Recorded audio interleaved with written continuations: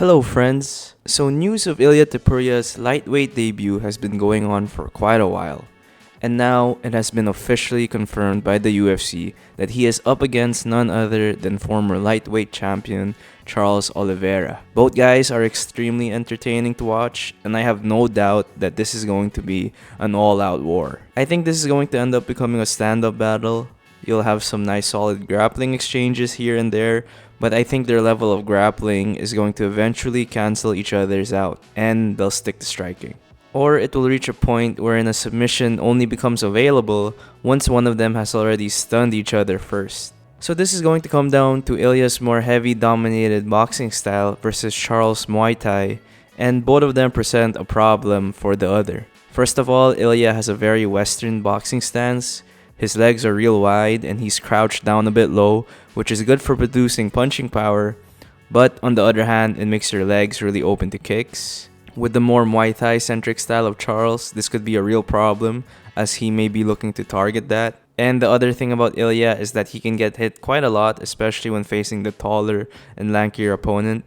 He will try to walk down his opponent but sometimes walk right into a jab. Other times, he will focus on getting his head off the center line, so jabs and straights aren't as readily available for the opponent to land, but he can overdo this type of head movement, and this is just really dangerous for MMA because you're putting yourself in direct fire of a kick or a knee. Perhaps the best example of Ilia's head movement working against him was his fight against Jai Herbert. Jai eventually got a good read on Ilia's head movement and caught him with a knee, or just barely caught him. And Ilia will sometimes swing wide even when way out of position, which can get him countered. However, Ilia does have incredible one-punch power, which can literally end the fight out of nowhere. But at the same time, this was power he was showcasing against other featherweights.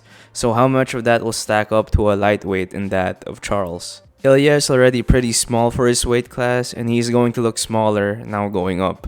But one thing Ilia can really exploit against Charles is that Charles just doesn't have any real head movement.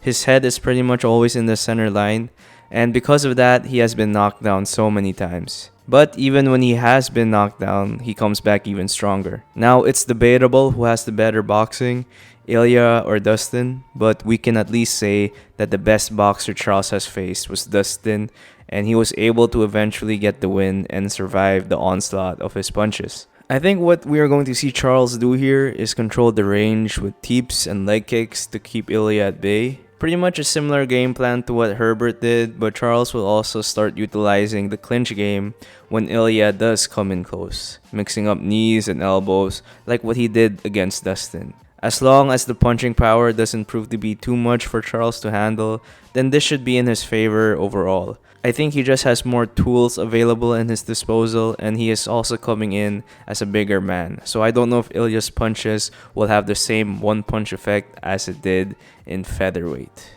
And another big fight we also have coming soon is between the king of plot armor, DDP, and Khamzat. If I'm being honest, I can't really tell you what I think Dricus will do in there because I don't think he even knows. His striking is all over the place and his grappling is the same as well. But what I can say is that these unconventional tactics of Dricus are going to be a massive headache for Khamzat. We all know what Khamzat is looking to do in there.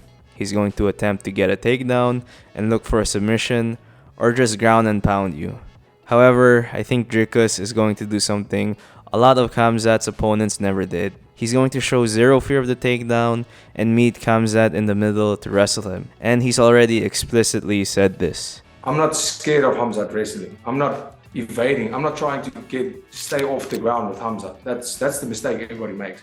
I think initially Khamzat will be finding success, but he is going to put so much strain on his body to secure a takedown on Dricus. And the thing is, Khamzat is not a 5-round fighter.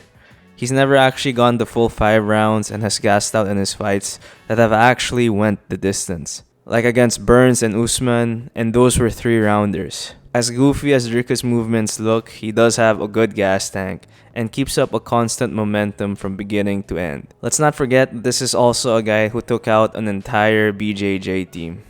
Khamzat, on the other hand, can't really pace himself and puts all his energy into the first 2 rounds. the longer this fight goes, the more in favor it's going to be for Dricus, and then that's when you'll start seeing him throw this barrage of random attacks that will start to overwhelm Khamzat. Does Khamzat look like the better, conventionally skilled fighter? Yes, but as the great Joe Louis once said about Rocky Marciano, he doesn't fight you by the book, he hits you with the whole library. And I think this perfectly encapsulates what Dricus plans on doing once the tide starts shifting in his favor in the later rounds. But how do you guys think these fights go? Let me know in the comments below.